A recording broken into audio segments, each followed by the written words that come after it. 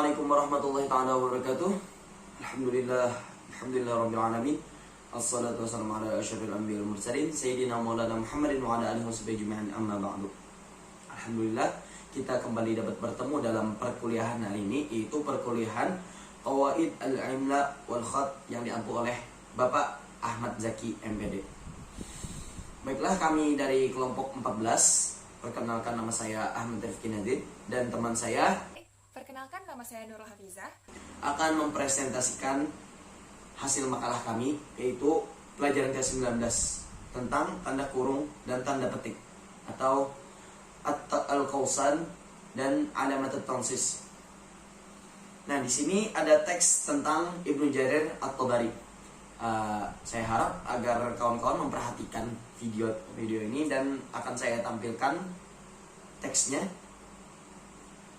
Saya akan bacakan.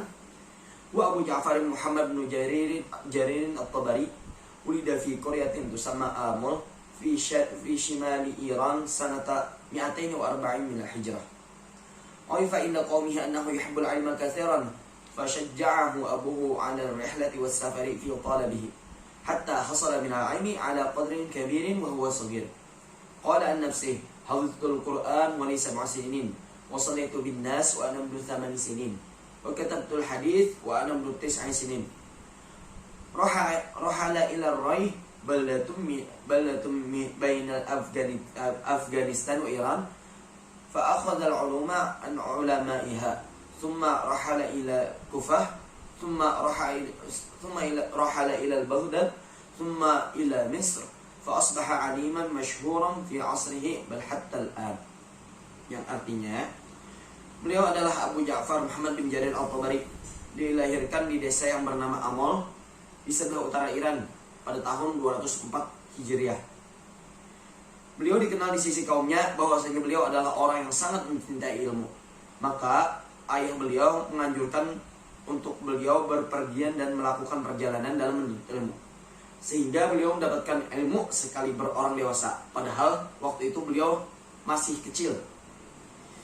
Beliau berkata kepada diri beliau sendiri, kata beliau adalah, aku telah menghafal Al-Quran sedangkan usiaku masih 7 tahun, dan aku telah mengimami sholat orang-orang sedangkan umurku masih 8 tahun, dan aku telah menulis hadis dan usiaku baru 9 tahun. Beliau bepergian ke kota Roy, yaitu negeri di antara Afghanistan dan Iran. Maka beliau mengambil ilmu-ilmu dari para ulamanya. Kemudian beliau bepergian ke negeri Kufah, kemudian bepergian ke negeri Baghdad, kemudian menuju Mesir. Maka jadilah beliau orang yang alim lagi masyhur pada zamannya, bahkan sampai sekarang. Nah, jadi ketika Anda memperhatikan teks yang telah saya sampaikan tadi, kalian akan memperhatikan bahwa di situ ada tanda baca selain tanda baca yang telah dipaparkan oleh pemakalah-pemakalah terdahulu, yaitu tanda kurung dan tanda petik. Oke, perkenalkan, nama saya Nurul Hafizah, akan melanjutkan pembahasan mengenai tanda petik dan tanda kurung. Nah, setelah kalian mendengarkan penjelasan cerita mengenai Ibnu Jarir at-Tabari tadi, di cerita tersebut kalian dapat menemukan adanya tanda kurung dan tanda petik. Dan di sini saya akan membahasnya. Tanda kurung itu dipakai untuk mengapit tambahan keterangan atau penjelasan. Contohnya 204 Hijriah. Tanda kurung 204 Hijriah, kurung tutup. Dan Re, tanda kurung negeri di antara Afghanistan dan Irak, kurung tutup. Nah, tanda kurung di sana berfungsi untuk menjelaskan makna dari kata-kata yang sebelumnya, terdapat di kalimat sebelumnya. Kemudian di sana ada itu yang namanya tanda petik. Nah, tanda petik ini diletakkan di antara perkataan yang bukan dari perkataan penulis, dan perkataan itu dinukilkan dari selain penulis. Contohnya saja,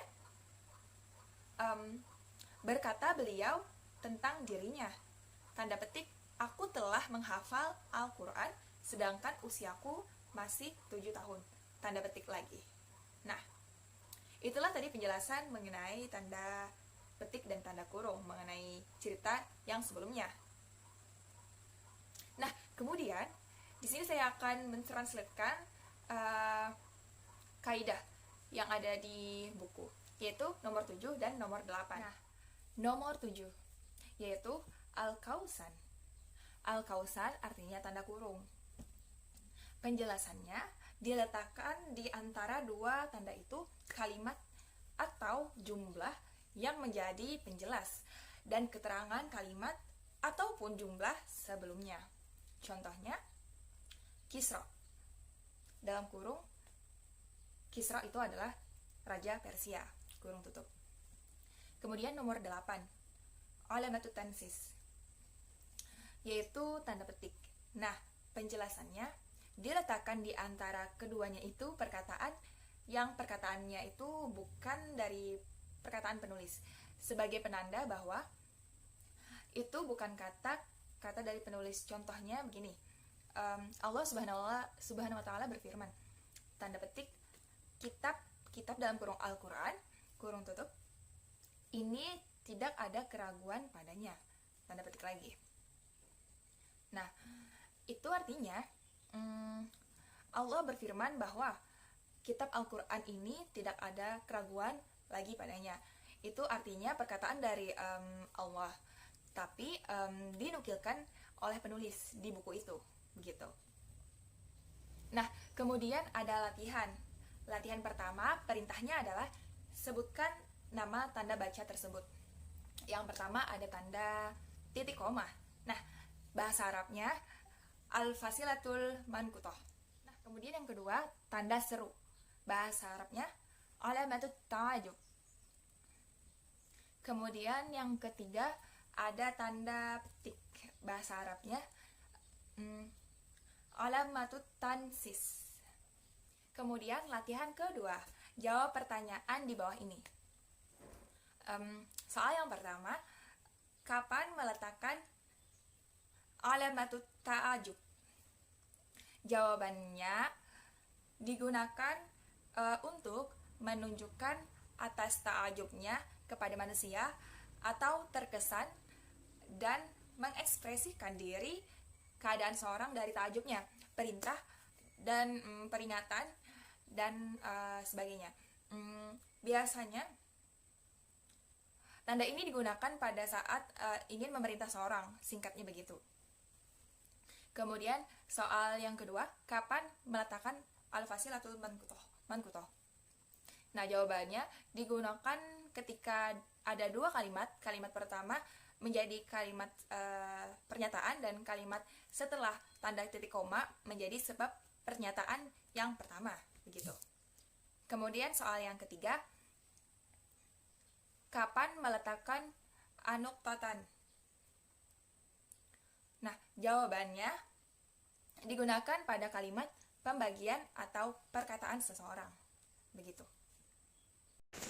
Nah, kemudian di sini ada latihan ketiga. Perintahnya adalah tuliskan perkataan atau jumlah di bawah ini. Kemudian letakkan tanda baca yang sesuai sebagai pengganti dari garis miring ini. Nah, seperti yang kita lihat di teks hadis ini, hadis yang diriwayatkan oleh Umar bin Khattab, di sini ada beberapa garis miring. Perintahnya tadi adalah mengganti tanda miring ini dengan tanda baca yang sesuai. Nah, di sini sudah kami tuliskan jawabannya sesuai dengan yang kami tahu. Nah, garis miring yang pertama itu diubah menjadi anuktotani atau titik 2. Kemudian menjadi garis miring selanjutnya menjadi tanda petik.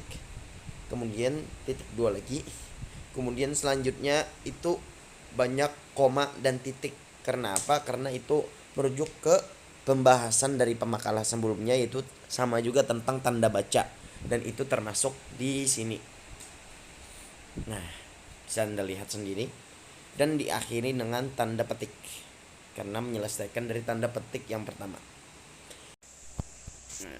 Kemudian latihan tes dikte keempat.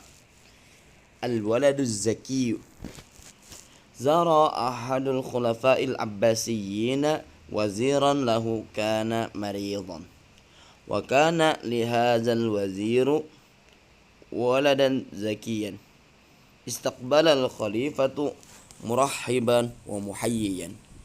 وأراد الخليفة أن يداعب الولد فقال لهم: يا بني أيهما أحسن، دار الخليفة أم دار أبيك؟ دار الخليفة أم دار أبيك؟ فرد الولد قائلا: يا أيها الخليفة، إن كانت في دار أبي فهي أحسن، إن كانت في دار أبي فهي أحسن. فصر الخليفة منه متعجبا من حسن إجابته، ثم أراد أن يطيل في مداعبته، فمد يده إليه قائلا: يا ولدي، هل رأيت أحسن من هذا الختم؟ فقال الولد: نعم، اليد التي هو فيها. فزاد سرور الخليفة من ذكائه وسرعة إجابته، ثم ألبسه الختم الذي في يده مكافأة له. Nah, kemudian ini jawabannya. Baiklah, mungkin itu saja dari kami selaku pemateri ke-14. Salah khilaf mohon maaf. Assalamualaikum warahmatullahi taala wabarakatuh.